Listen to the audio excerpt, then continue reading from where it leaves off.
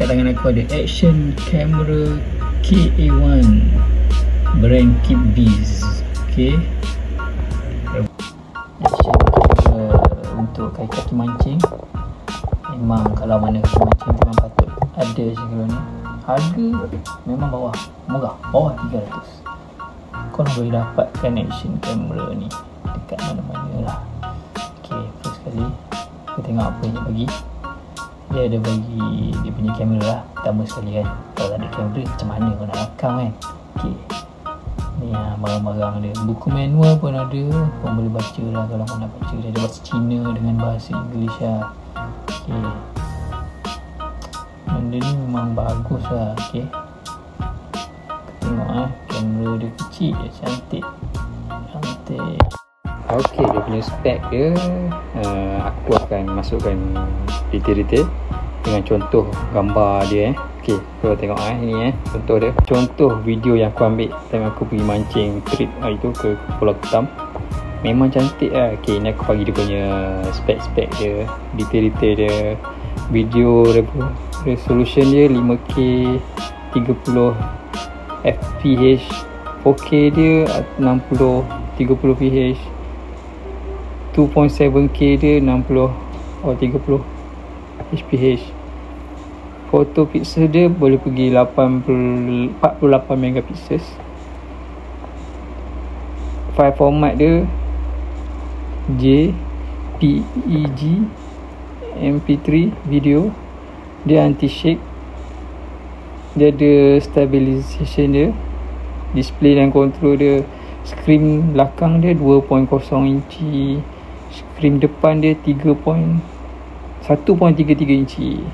Dia ada bagi remote control dia. Dia wifi lah. Wifi tu untuk kita nak ambil gambar lah, untuk hantar kat dalam telefon.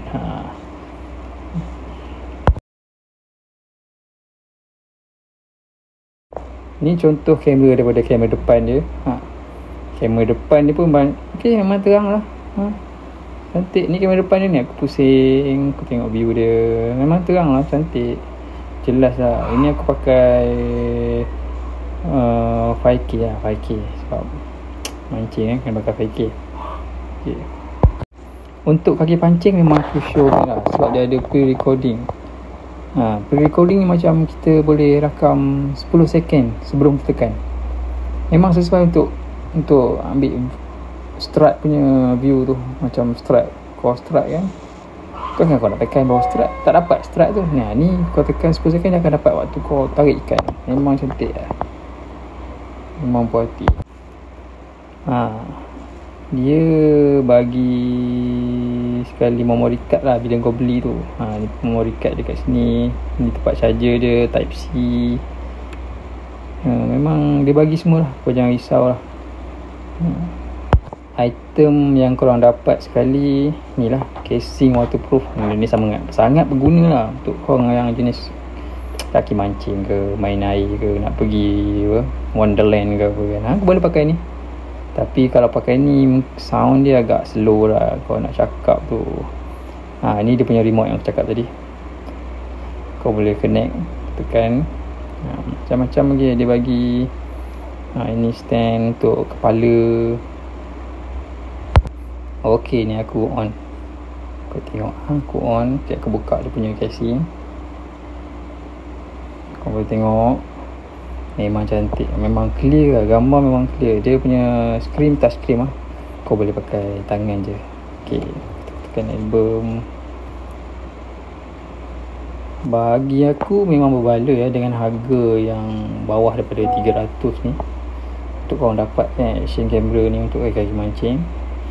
Ok, kalau korang nak lebih tahan, kau beli bateri tambahan. Standby untuk bateri, sebab bateri dia tahan sejam je. Macam aku dah standby bateri, aku beli lain bateri, 2 bateri, kira dan lah aku support. Tukar bateri kalau dia ni aku charge. Ok, itu saja untuk review aku kali ni. Ok.